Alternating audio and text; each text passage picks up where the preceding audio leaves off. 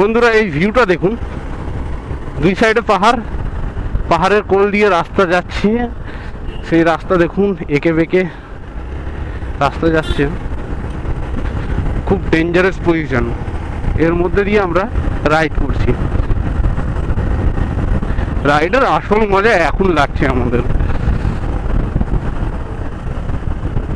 আমরা যেই টাইপের রাস্তা চেয়েছিলাম ঠিক সেই রকমই আছে।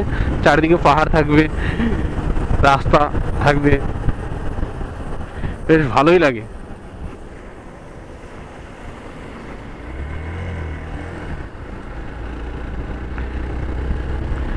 এখান থেকে মেন রোড 2 কিলোমিটার দূর।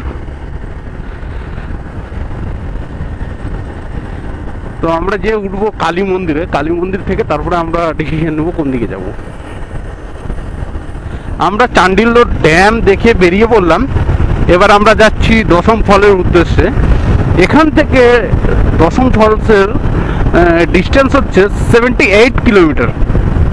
তো আমাদেরকে এখন 78 কিলোমিটার রান করতে হবে বাইককে, তারপরে আমরা পৌঁছে যাবো দশম ফলসে। তো চলুন দশম ফলসে গিয়ে দেখা হবে। হ্যালো ফ্রেন্ডস, আপনারা দেখতে পাচ্ছেন আমার পিছনে দশম জলপ্রপাত। কি ভীষণ এর আওয়াজ, আপনি এখানে না আসলে বুঝতে পারবেন না।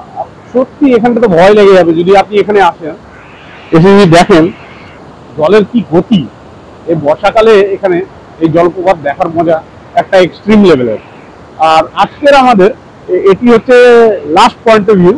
এটা আমরা দেখে আমরা চলে যাবো রাঁচিতে। রাঁচিতে যে হোটেলে আজকে আমরা স্টে করব। আবার কালকে আমরা বেরিয়ে পড়বো চিটং ফলস, জোনা ফলস আর পাত্রাতুরু ভ্যালি করে আমরা আবার কলকাতা রিটার্ন করব। তো চলুন একটু এই জলপ্রপাত, দশম জলপ্রপাতের কিছু সিনেম্যাটিক শুট আপনাদেরকে দেখিয়ে দিই।